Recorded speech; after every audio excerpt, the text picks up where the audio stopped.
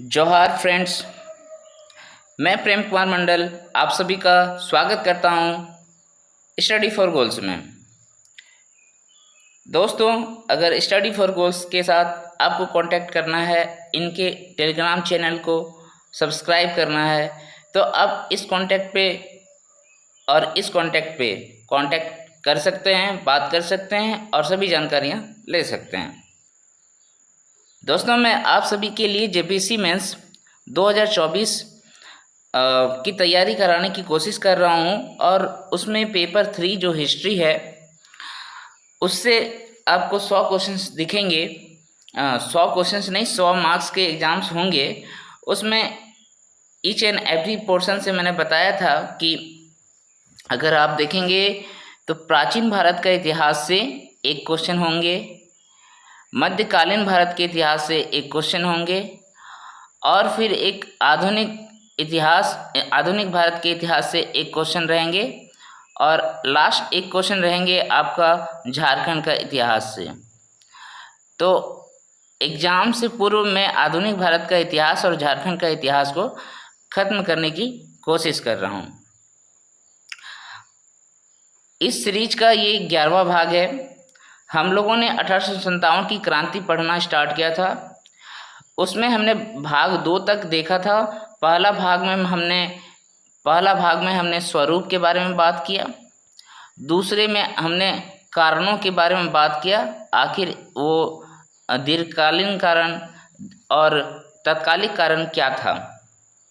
आज हम लोग बात करेंगे दोस्तों भाग 3 में विद्रोह का आरंभ कहाँ से हुआ, किन व्यक्तियों ने किया और उसके अन्य प्रमुख विद्रोही कौन कौन हैं। तो चलिए दोस्तों, आज का क्लास स्टार्ट करते हैं। 1857 की क्रांति का विद्रोह का आरंभ और प्रमुख विद्रोही।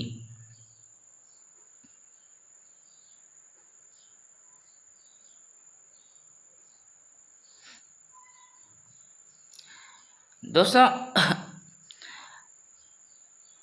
हम लोगों ने कारणों में जब पढ़ा तो वहाँ पता चला कि सबसे पहले 1857 की क्रांतियों को अंग्रेज़ों के यहाँ पर काम कर रहे सैनिकों ने शुरू किया था। उन्हीं लोगों के द्वारा ये विद्रोह शुरू किया गया था और उस तात्कालिक कारण में हमने देखा कि एनफील्ड राइफल का बहुत बड़ा हाथ था, जिसमें चर्बी के कारतूस लगे रहते थे और उन कारतूसों में जो चर्बी होता था वो या फिर ये अफवाह फैली हुई थी कि या फिर गाय का है या फिर सूअर का है। और ये दोनों देखिए,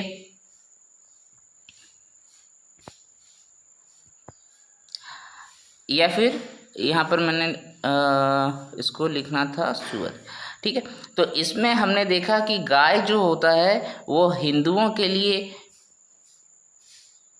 पवित्र जानवर है और सूअर जो है आप देखेंगे मुस्लिम लोगों के लिए एक तरीके से पवित्रता का प्रतीक है। तो इससे क्या हो रहा है, दोनों ही लोगों का धर्म जो है वो क्या हो रहा है, नष्ट हो रहा है। दोनों का धर्म नष्ट हो रहा है। इसीलिए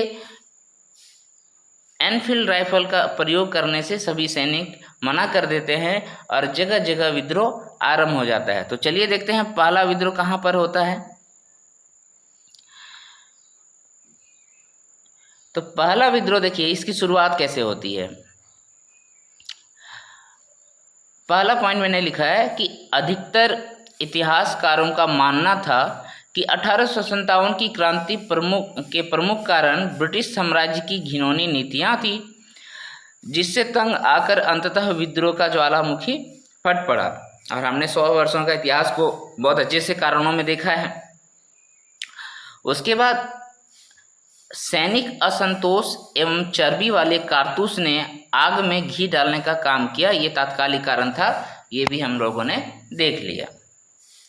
फिर हम देखते हैं कि सबसे पहले जो है बैरकपुर छावनी, ये जो वेस्ट बंगाल में है, ठीक है दोस्तों, वेस्ट बंगाल में बैरकपुर छावनी में एक नौजवान भारतीय सिपाही मंगल पांडे ने चर्बी वाले कारतूस का उपयोग करने से मना कर दिया और बगावत पे उतर आता है और बगावत पे उतर आता है तो इनको जो है ना पकड़ के 29 मार्च 1857 को मंगल पांडे को फांसी दे दी जाती है। ये अकेला नौजवान था उस बैरकपुर छावनी में जो बगावत करता है, अपने अधिकारियों के विरोध करता है।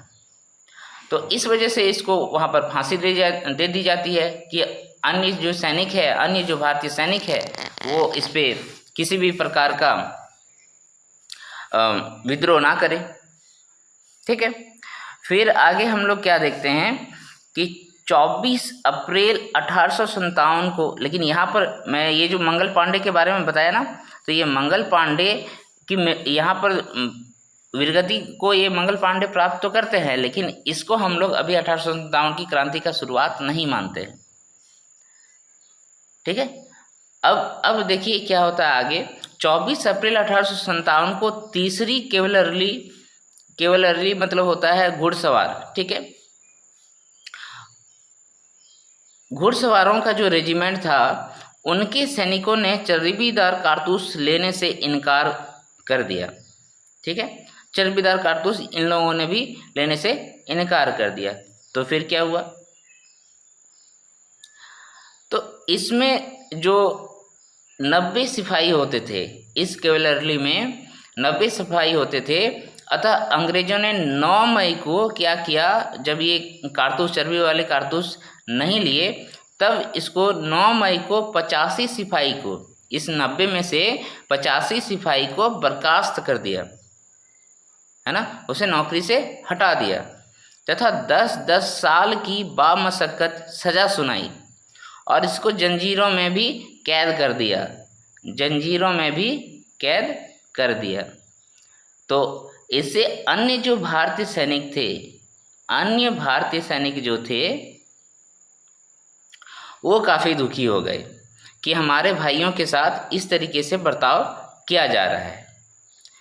तो फिर क्या हुआ, इससे ये जो बात मैं कर रहा हूँ ना, ये तीसरी कैवलरी की जो बात हो रही है, ये मेरठ की बात हो रही है, राइट, ये मेरठ की बात हो रही है। तो मेरठ में क्या हुआ, तो जितने सारे भारतीय सैनिक तैनात थे, उन सभी ने विद्रोह आरंभ कर दिया। तो देखिए इसके आगे की घटना क्या होती है।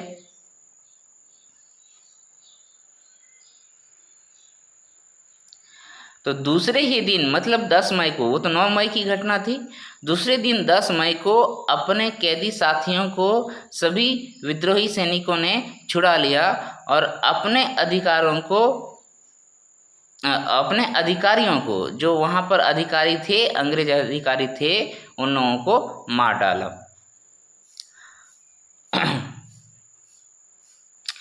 उसके बाद अपना जो एक विद्रोहियों का झंडा होता है उसको बुलंद कर दिया। अब फिर आगे ये लोग क्या करते हैं, तो इसी 10 मई को आप समझ सकते हैं एक तरीके से 1857 की क्रांति का विद्रोह शुरू हुआ था। सूर्यास्त के बाद ये विद्रोही, जिन लोगों ने मेरठ में सभी जितने सारे कैदी भाई थे उन सभी को छुड़ा लिया, अपने साथ मिला लिया, उसके बाद अधिकारियों को वहाँ पर मार डाला और वो लोग सूर्यास्त के बाद जो है विद्रोही दिल्ली की ओर चलना शुरू कर देते हैं। सुबह होते ही वे लोग जो है लाल किला पहुंच जाते हैं। अब लाल किला में भी तो सेना होती है, तो वहाँ का जो पैदल सेना होता है ना, वो लोग भी इसका साथ देते हैं और अंग्रेजों से, और अंग्रेज जो भी आसपास में अंग्रेज मिल जाए उसको मार डालते थे। तो इस कदर ये विद्रोही जो हैं मतलब इतना असंतुष्ट हो गए थे कि कोई भी आसपास में मिल जाता था, कोई भी अंग्रेज दिख जाते थे उसको मार डालता था। और इतना भीड़ है, सैनिकों का इतना भीड़ है, कोई सकेगा उससे। वो अंग्रेजों की संख्या तो ऐसे भी बहुत कम होती है और इन लोगों के पास भी हथियार है, ऐसा नहीं है कि इन लोगों के पास हथियार नहीं है, इन लोगों के पास भी हथियार है। आप एक चीज़ बाद में देखेंगे कि ये जो एनफील्ड राइफल जो है ना, इसका इन लोगों ने उपयोग करने से मना किया था ना, लेकिन विद्रोही सैनिकों ने इसी का खूब उपयोग किया। जहाँ जहाँ अंग्रेजों को मारते थे वहाँ मिल जाता था राइफल वगैरह, तो इसी राइफल का खूब उपयोग किया। और सोचिए किस तरीके से ये लोग मतलब अपना भावनाओं को चेंज कर पाए कि हमें अंग्रेजों को यहाँ से भगाना है ना। तो इसके लिए इन लोगों ने, आप देखेंगे कि एनफील्ड राइफल का भी उपयोग कर लिया था। ठीक है, साथ ही पूरे शहर को अपने अधिकार में कर लिया। मतलब दिल्ली जो है, दिल्ली पूरा दिल्ली विद्रोही अपने अधिकार में कर लेते हैं, अपने अधिकार में दिल्ली को कर लेते हैं। तो दिल्ली हो गया अपने हाथ में। तो दिल्ली में अभी राजा कौन थे? वहाँ पर तो एक्चुअल में अंग्रेजों का ही शासन था, लेकिन हम लोग जानते हैं ना दिल्ली में मुगल सम्राट थे। और उस समय मैंने बताया था आपको कि मुगल सम्राट जो थे वो बहादुर शाह द्वितीय थे, राइट। तो देखिए क्या हुआ कि बागी सिपाहियों ने बूढ़े और शक्तिहीन बहादुर शाह जफर को भारत का सम्राट घोषित कर दिया। इस कार्य के द्वारा सैनिकों ने एक फौजी विद्रोह को क्रांतिकारी विद्रोह में बदल देता है और देश को एक राजनीतिक डोर से बांधने का कोशिश करता है। आप समझिए कि ये जो सिपाही थे, इन सिपाहियों ने बहादुर शाह जफर को अपना सम्राट क्यों घोषित किया? सबसे पहली बात ये कि कोई भी विद्रोह होता है तो उसका एक प्रमुख, यानी कि उसका एक नेतृत्वकर्ता आपको चाहिए जो उस आंदोलन को अच्छे तरीके से चला सके, राइट।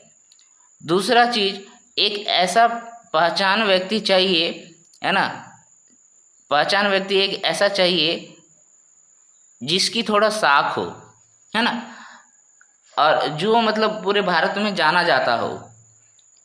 आखिर कोई नामी व्यक्ति होगा तभी तो उसके बातों पे सभी लोग चलेंगे। और बहादुर शाह जफर से बड़ा नाम भारत में तो और कुछ नहीं था, क्योंकि मुगल साम्राज्य कितने, देखिए 1500 ईस्वी से लेके अभी आ गया है, ये 1857 की बात है। इतने सालों तक उन लोगों का राज रहा है भारत में, तो उनका एक साख है, एक बहुत नाम है, ठीक है। भले ही अभी वो पंगु है, अभी अंग्रेजों के हाथों में गुलाम है, लेकिन उन लोगों की एक बहुत अच्छी क्या कहते हैं, समाज में पूरा नाम तो है। तो उसी नाम का उपयोग करने के लिए भारतीय सिपाहियों ने उनको अपना सम्राट घोषित कर दिया, क्योंकि सम्राट का पदवी जो है छीन लिया गया था अंग्रेजों के द्वारा, लेकिन इन लोगों ने पूरे भारत का सम्राट घोषित करवा दिया। तो अब क्या हुआ, ये पहले शुरू में क्या हुआ, केवल सैनिक थे, लेकिन सैनिकों का जो नेतृत्व करता है बहादुर शाह जफर हो गए। इसका मतलब पूरे समाज के वो नेता हो गए। तो एक ये क्रांतिकारी विद्रोह में बदल गया। तो इस तरह हम लोग देखते हैं कि यह विद्रोह जो है ना पूरे उत्तर भारत में व्यापक रूप से फैल जाता है। तो 10 मई 1857 ईस्वी को, है ना, इस विद्रोह का हम लोग शुरुआत मानते हैं। तो आपसे अगर ऑब्जेक्टिव क्वेश्चन पूछा जाए, ऑब्जेक्टिव में भी पूछा जाए, तो आपको यही आंसर करना है, राइट, कि 10 मई 1857 को 1857 की क्रांति की शुरुआत होती है। और कहाँ से? मेरठ से होती है।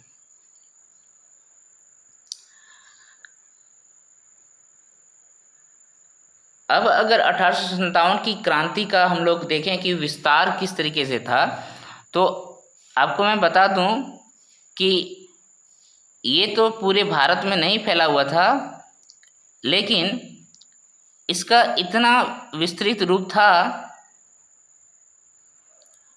कि पूरे उत्तर भारत में लगभग हर जगह ये फैल गया था, ठीक है।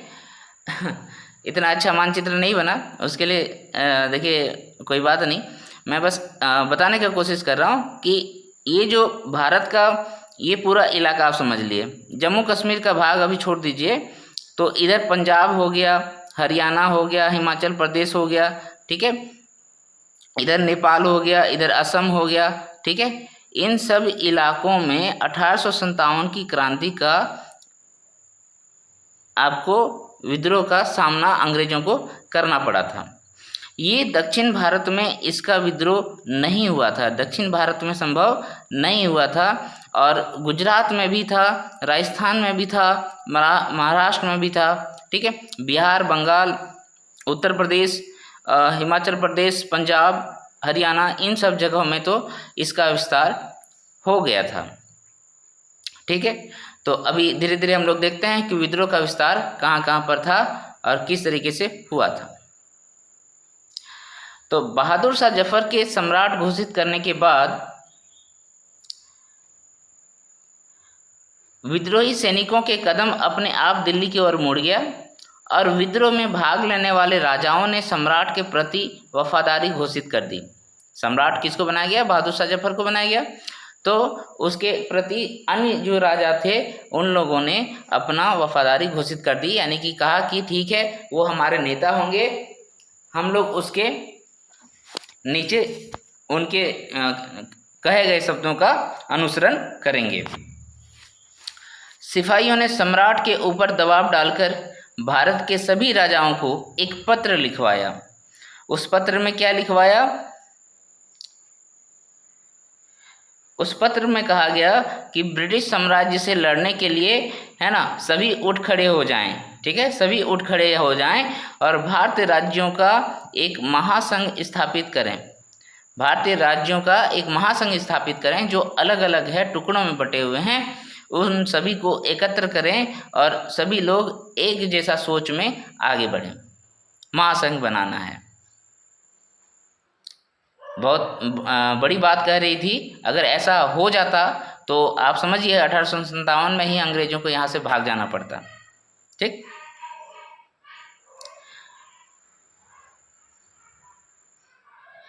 धीरे धीरे इसमें बंगाल की पूरी सेना शामिल हो जाती है।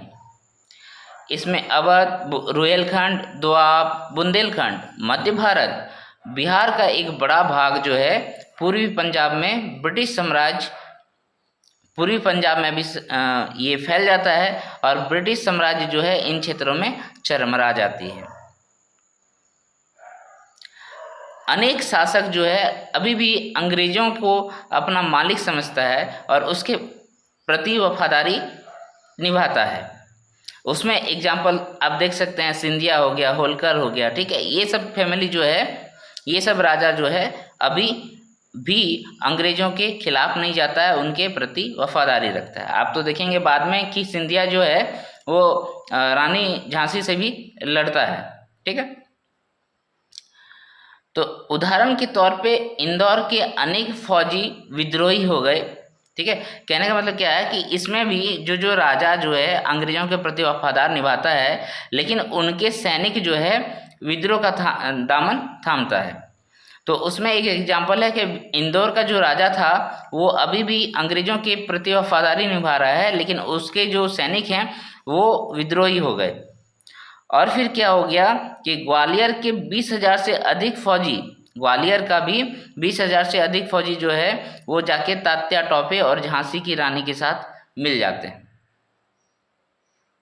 राइट। तो इसमें हम लोगों ने देखा कि लगभग पूरे उत्तरी भारत का ही बात कर रहा है। उत्तरी भारत चले जाइए, इधर पश्चिमी भारत चले जाइए, पश्चिमी भारत में गुजरात हो गया, महाराष्ट्र हो गया, फिर आपका राजस्थान हो गया, इन सब क्षेत्रों में, और आप पूरी भारत में बंगाल तक चले जाइए, असम तक चले जाइए, आपको इस विद्रोह का स्वरूप दिखाई देगा। वहाँ पर आपको दिखाई देगा कि वहाँ पर भी अंग्रेजों के दांत खट्टे हुए थे, राइट। फिर आगे हम लोग क्या देखते हैं, इसमें देखिए मैंने लिख रखा कि राजस्थान एवं महाराष्ट्र के अनेक छोटे सरदार अपनी जनता का भरोसा पाकर विद्रोही हो गए। इधर बड़े बड़े राज्य तो शामिल नहीं हुए राजस्थान और महाराष्ट्र में, लेकिन छोटे छोटे जो सरदार थे, छोटे छोटे जो जमींदार थे, उन लोगों ने जनता का साथ लिया और विद्रोही हो गए। 1857 के विद्रोह के प्रमुख केंद्र दिल्ली, कानपुर, लखनऊ, बरेली, झांसी तथा आरा को मानते हैं। इसके प्रतीक के तौर पे हम लोग सम्राट बहादुर शाह इसके प्रतीक के तौर पे सम्राट बहादुर शाह को रखा गया था, परंतु वास्तविक नियंत्रण जो था वो सैनिक समिति के पास था। वास्तविक नियंत्रण किसके पास था दोस्तों? सैनिक समिति के पास था। इस समिति के प्रमुख जनरल कौन थे? जनरल बख्त खान। ये जो सैनिक समिति था इसका प्रमुख जो थे वो बख्त खान, जनरल बख्त खान थे। कभी कभी ये क्वेश्चन भी पूछा जाता है, इस पे आप ध्यान रखेंगे। ये जो ऑब्जेक्टिव क्वेश्चन है इसमें पूछा जा रहा है कि 1857 की क्रांति का प्रतीक क्या था? तो उसमें कमल और रोटी को रखा गया था। ठीक है, कमल और रोटी को रखा गया था।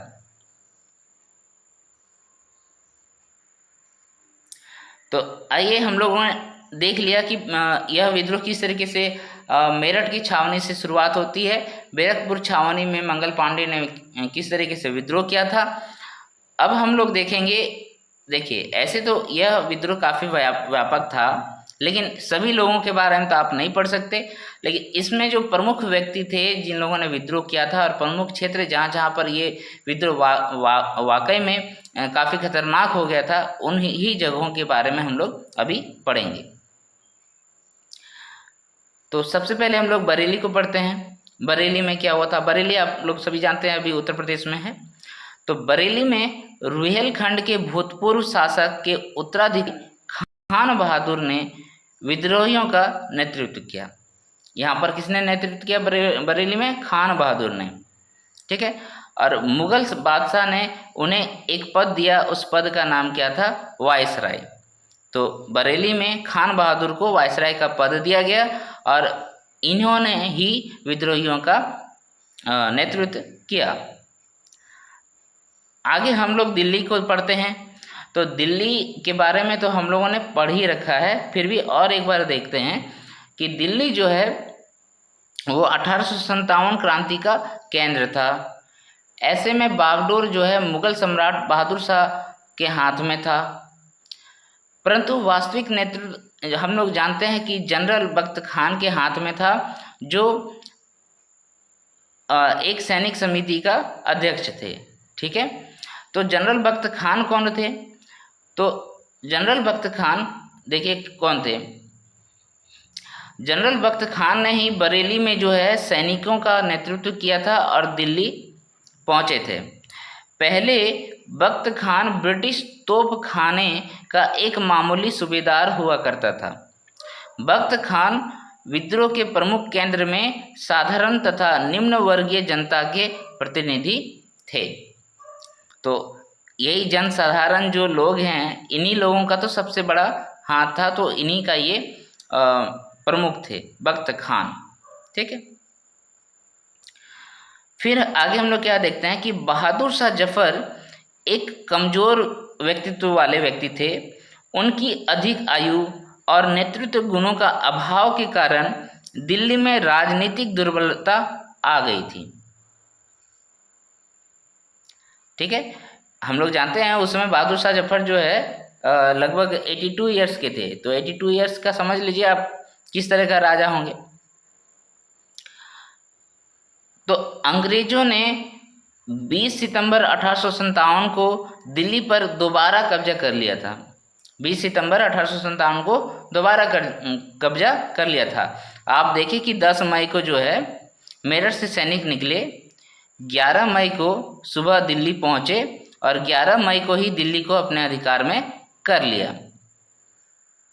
राइट, तो 11 मई से लेके 20 सितंबर तक दिल्ली में विद्रोहियों का अधिकार रहा था। तो बूढ़े सम्राट को बंदी बनाकर क्या किया अंग्रेजों ने? रंगून भेज दिया।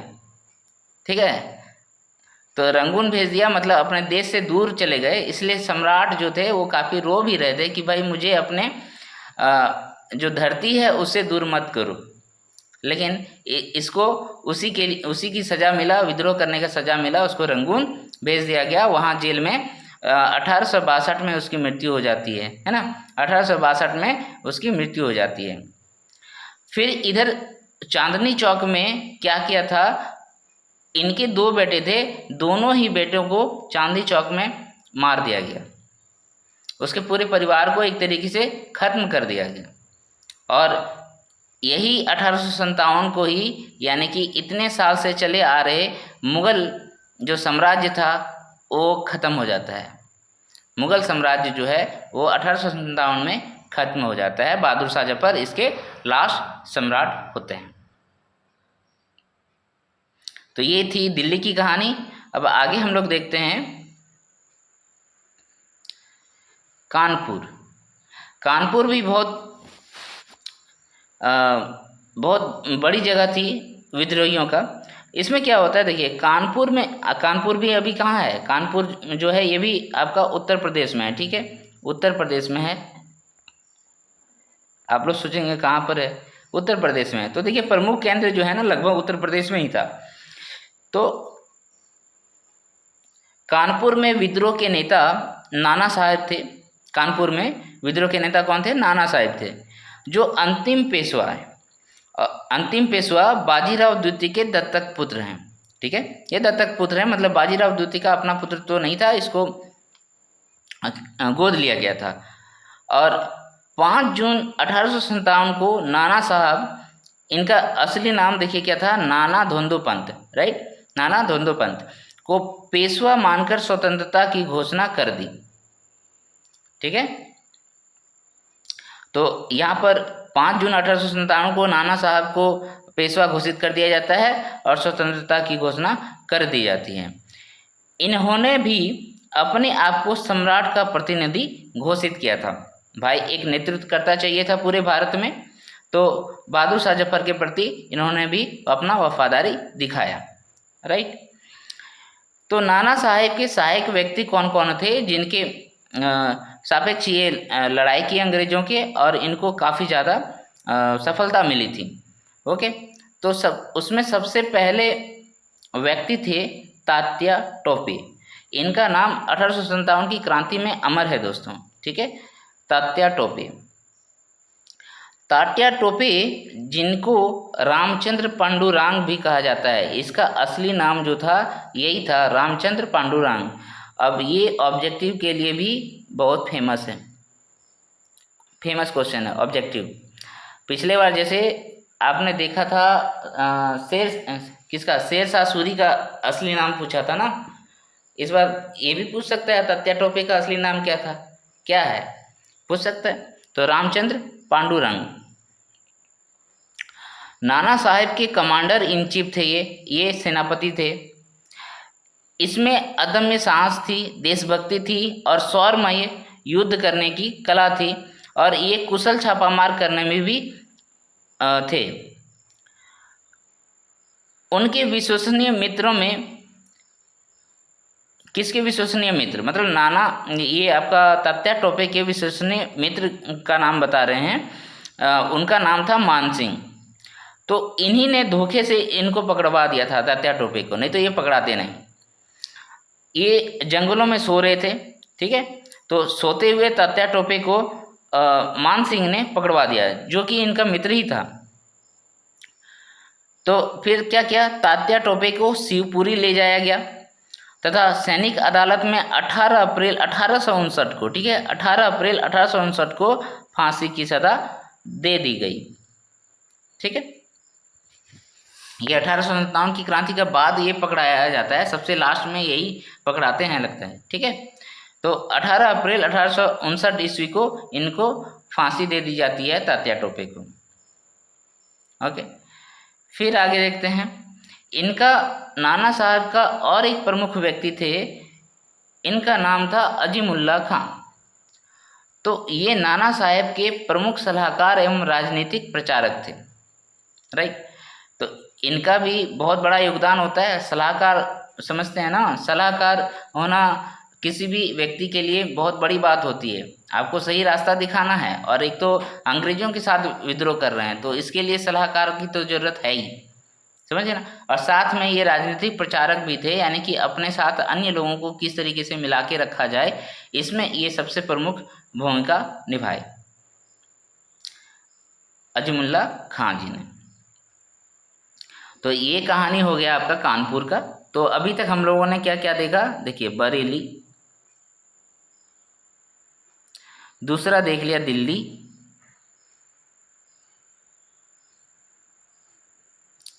फिर देखें हम लोग कानपुर। अब हम लोग देखेंगे आगे वाली कहानी क्या होती है। तो यहाँ पर ये सारी कहानियाँ हम लोगों ने देख लिया।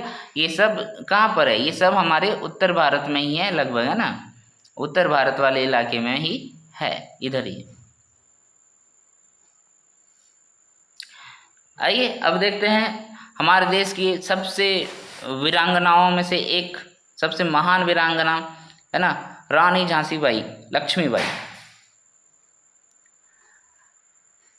झांसी की कहानी आप लोगों ने डॉक्ट्रिन ऑफ लैप्स में अच्छे तरीके से देखा कि किस तरीके से गंगाधर राव का अपना बेटा नहीं होने के रीजन से गंगाधर राव, इनका अपना उत्तराधिकारी नहीं होने के रीजन से व्यक्तिगत सिद्धांत के तहत, डॉक्ट्रिन ऑफ लैप्स के तहत लॉर्ड डलहौजी ने झांसी को अपने साम्राज्य में मिला लिया, ब्रिटिश साम्राज्य में मिला लिया था। ठीक है, तो चलिए इसको पढ़ते हैं कि भारत के महानतम वीरांगनाओं में से एक थी झांसी की रानी लक्ष्मीबाई। इनका मूल नाम जो है मणिकर्णिका था। इसके ऊपर मूवी भी बन चुकी है दोस्तों, आप लोग देखे होंगे, मणिकर्णिका। 19 नवंबर 1835 ईस्वी को वाराणसी के गोलघर में इनका जन्म हुआ था। इनके पिता मोरोपंत, क्या नाम था इनका, मोरोपंत ने लक्ष्मीबाई की शादी 13 वर्ष की अवस्था में, एक्चुअल में 14 वर्ष की अवस्था में हुआ था, 13 वर्ष की अवस्था में बात हुई थी, अवस्था में झांसी के महाराज गंगाधर राव से कर दी। राजा के अकाल मृत्यु के कारण, किसका, गंगाधर राव जी का अकाल मृत्यु हो जाती है, तो उसके उत्तराधिकारी के अभाव में लॉर्ड डलहौजी ने 1853 ईस्वी में व्यक्तिगत सिद्धांत यानी कि डॉक्ट्रिन ऑफ लैप्स के तहत झांसी को हड़प लिया। हालांकि इनका एक दत्तक पुत्र बाद में था, लेकिन उसको क्या करता है, अंग्रेज अधिकारी मानने से, अंग्रेज अधिकारियों ने राजा मानने से इनकार कर दिया। ओके, तो ये तो थी ना दूसरे तरीके का जो राज्य था, 3 भागों में डिवाइड किया था ना डलहौजी जी ने, उसमें दूसरे तरीके का राज्य में था कि अगर दत्तक पुत्र वो लेता है तो ये अंग्रेजों के हाथों में फैसला है कि वो उसको मानेंगे या नहीं मानेंगे।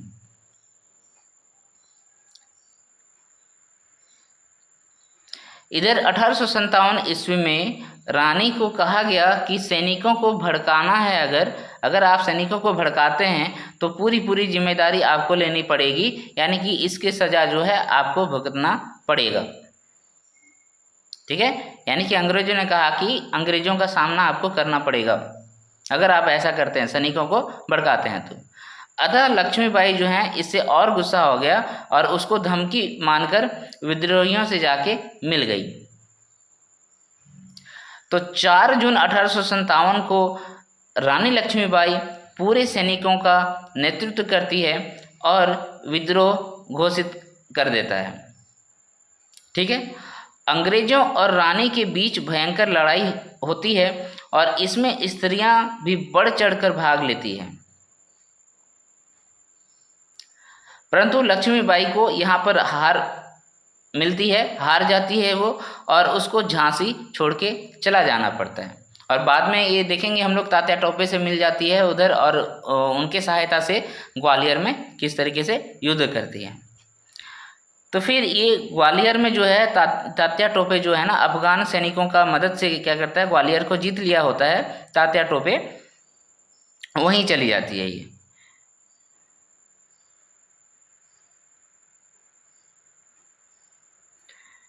फिर इसी समय क्या होता है, ग्वालियर आप जानते हैं ना सिंधिया लोगों का ही जगह था, तो सिंधिया लोगों से यहाँ पर लक्ष्मीबाई की लड़ाई होती है, तो सिंधिया को हार मिलती है और ये भागकर अंग्रेजों के पास चला जाता है। ठीक है, अंग्रेजों के पास चला जाता है। और अब क्या होगा, अंग्रेज लोग जो है ह्यूरोज, ये बहुत फेमस नाम है ह्यूरोज, क्योंकि ह्यूरोज से, कैप्टन ह्यूरोज से ही लड़ाई होगी लक्ष्मीबाई जी का, और वो वहाँ पर भी अपना वीरता दिखाएगी और इससे बहुत ही प्रभावित हुए थे ह्यूरोज। ठीक है, इन्होंने इनके बारे में भी बहुत बड़ी बड़ी बातें कही है। ठीक, तो आगे चलिए देखते हैं क्या हो रहा है।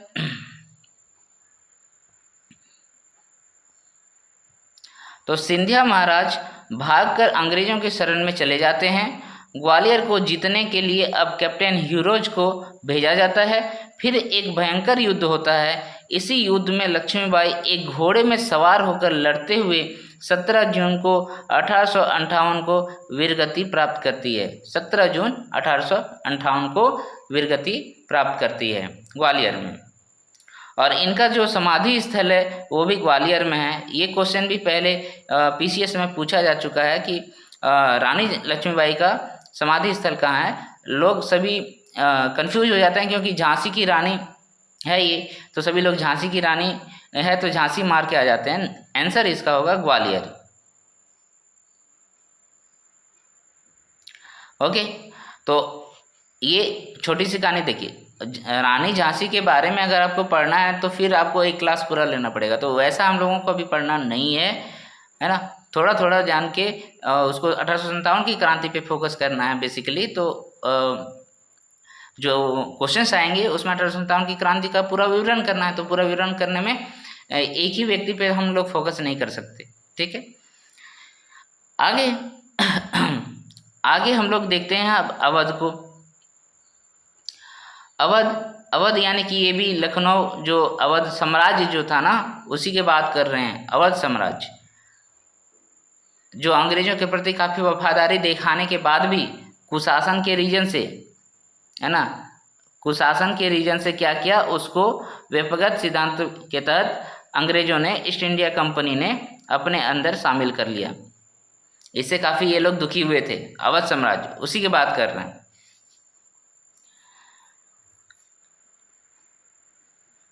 4 जून 1857 ईस्वी को अवध के लखनऊ से विद्रोह आरंभ होता है और इसका विद्रोह का नेतृत्व जो करती हैं वो बेगम हजरत महल करती हैं। देखिए, जितना भी जगह मैंने बताया, बरेली में कौन है, दिल्ली में नेतृत्व करता कौन है, उसके बाद कानपुर में कौन कर रहे थे, ये नेतृत्वकर्ता का नाम जरूर याद रखिएगा क्योंकि ये भी ऑब्जेक्टिव क्वेश्चन में पूछेंगे। कोई भी छोटा छोटा एग्जाम होता है तो उसमें ये सारी चीज़ें पूछा जा सकता है। लखनऊ जो है, अभी हम लोगों ने देखा कि लखनऊ में बेगम हजरत महल नेतृत्व कर रही है।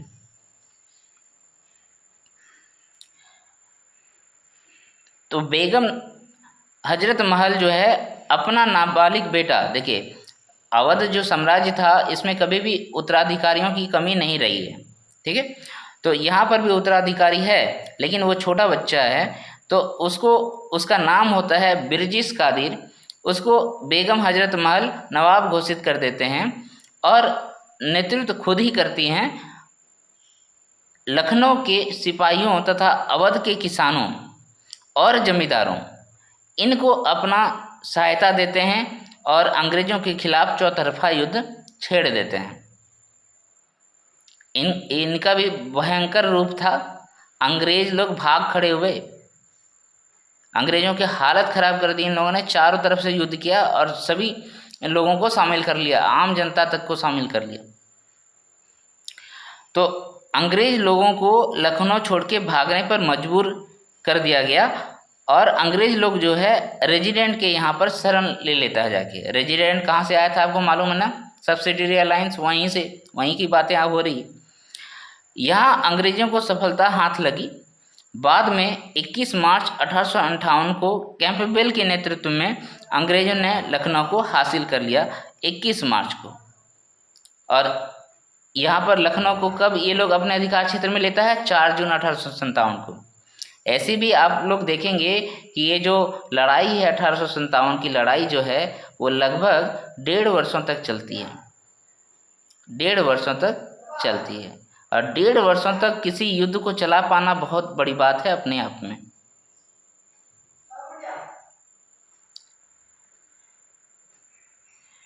फिर हम लोग आते हैं बिहार के बारे में पढ़ते हैं। तो बिहार में विद्रोह के प्रमुख नेता वीर कुंवर सिंह थे। ये भी दोस्तों इस टाइम 80 वर्ष के थे, ठीक है। तो देखिए यहाँ पर बिहार में विद्रोह के प्रमुख नेता कुंवर सिंह थे, जो आरा के पास जगदीशपुर के एक तबाह और असंतुष्ट जमींदार थे।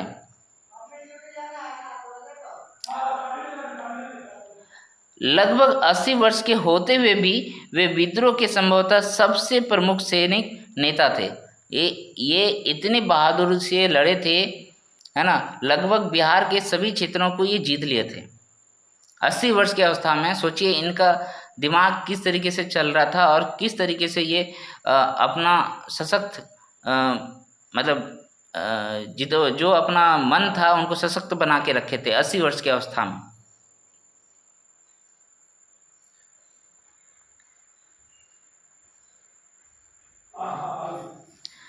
तो अगर आपसे पूछा जाएगा कि वीर कुंवर सिंह कहाँ से संबंधित थे, तो वे शाहाबाद जिले भोजपुर जिले से संबंध रखते थे। अब आते हैं असम। 1857 के समय असम के दीवान मनीराम दत्त थे। वहाँ के अंतिम राजा के पौत्र जो था उनका नाम था कंदपेश्वर सिंह। उसको यहाँ का राजा फिर से घोषित कर दिया जाता है, किनके द्वारा? मनीराम दत्त के द्वारा, और विद्रोह की घोषणा कर दी जाती है। परंतु ये विद्रोह जो है ज़्यादा दिन चलता नहीं है और मनीराम को पकड़कर फांसी दे दी जाती है और उसी के साथ ही यहाँ पर विद्रोह समाप्त हो जाता है। फिर एक राजस्थान में आपको क्षेत्र मिलेगा अहुआ।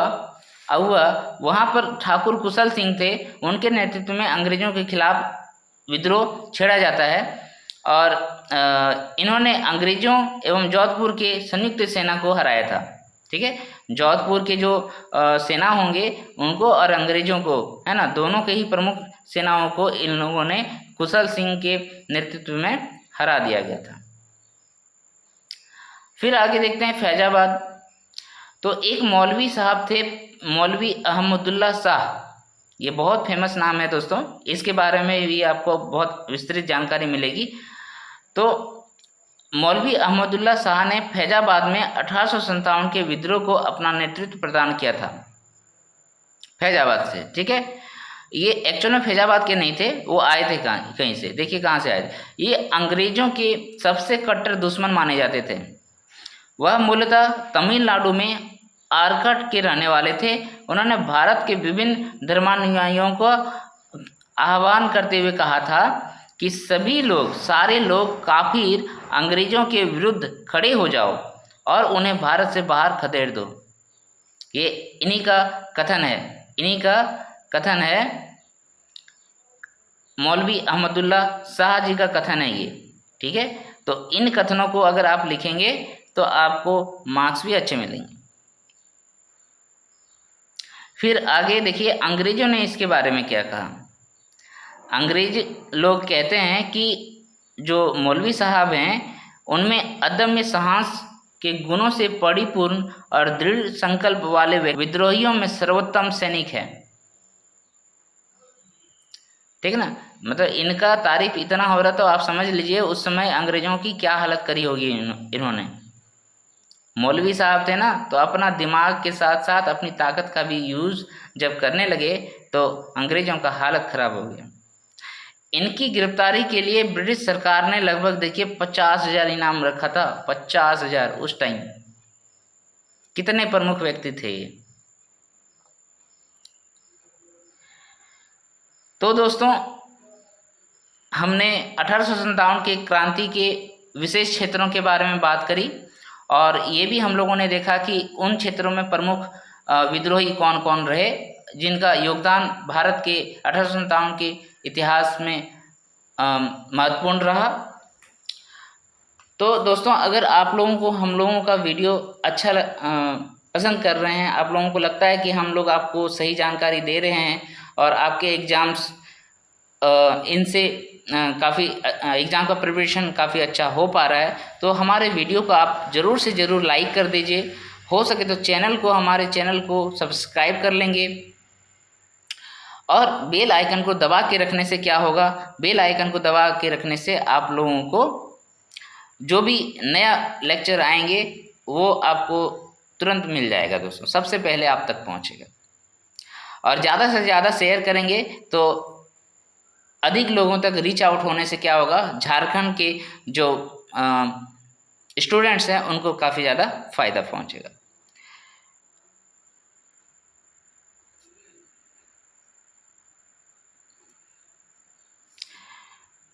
देखिए दोस्तों, अभी असिस्टेंट क्लर्क और हाई कोर्ट और सिविल कोर्ट, इसका आप लोगों को पता है कि फॉर्म फिलअप हो गया है। 9 तारीख लास्ट डेट था सिविल कोर्ट का। तो इनका एग्ज़ाम, अगर इस एग्ज़ाम का आपको प्रिपरेशन करना है और साथ ही आपको मॉक टेस्ट देना है, प्रैक्टिस सेट करना है, तो देखिए इसमें आपको मिल जाएगा 2016, 2013, 2007 और 2001 जो एग्ज़ाम हुए हैं उनके सारे पेपर्स आपको मिल जाएंगे। यहाँ से आपको जानकारी हो जाएगी कि आखिर इस एग्ज़ाम में किस तरीके का पेपर मिलता है। और यहाँ हम लोगों ने 25 टेस्ट जो है बना के रखे हैं, वो भी बाइलिंगुअल, तो अंग्रेजी और हिंदी दोनों ही माध्यम वाले स्टूडेंट इसको आप खरीद सकते हैं, टेस्ट खरीद सकते हैं। फिर अगर आपको झारखंड के अन्य एग्जाम्स के लिए झारखंड सामान्य ज्ञान आपको मालूम है सबसे इम्पोर्टेंट भाग है, तो इनके प्रश्नों का अगर आपको ऑब्जेक्टिव क्वेश्चनों का महाअभ्यास करना है तो आप इस चैनल को अपने स्टडी फॉर गोल्स चैनल को डाउनलोड कीजिए। आपको यहाँ पर ये सारी चीज़ें अवेलेबल हो जाएंगी, आपको मिल जाएगा। अगर जेपीएससी सीडीपीओ का एग्ज़ाम का प्रिपरेशन कर रहे हैं आप और आपको टेस्ट देना है तो यहाँ पर 30 full length mock test available है। इसमें पेपर 1 से 15 टेस्ट मिल जाएंगे और पेपर 2 से 15 टेस्ट बाइलिंगुअल में आपको मिल जाएंगे।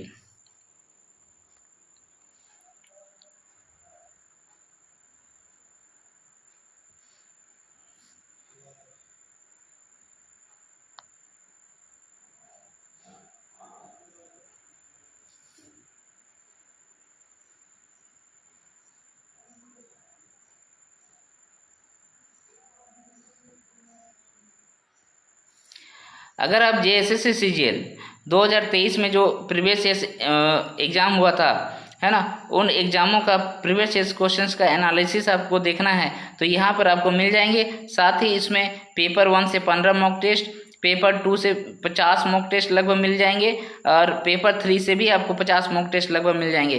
दोस्तों ये तैयारी जो है आप ओनली 349 रुपीज़ में कर सकते हैं। ये काफ़ी कम कीमत है दोस्तों।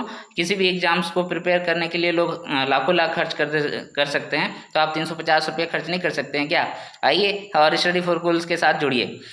झारखंड कांस्टेबल में पेपर 2 का 2023-24 का जो है ना, उसका कंप्लीट आपको देखिए क्या क्या मिलेगा। इसमें कंप्लीट कोर्स में सामान्य हिंदी, सामान्य ज्ञान और न्यूमेरिकल एबिलिटी, ये ओनली आपको दिया जा रहा है। ऑफर प्राइस है ये 499 रुपये में, मतलब 500 रुपये में आपको झारखंड कांस्टेबल का पेपर 2 का सारे चीज़ें मिल जाएगी।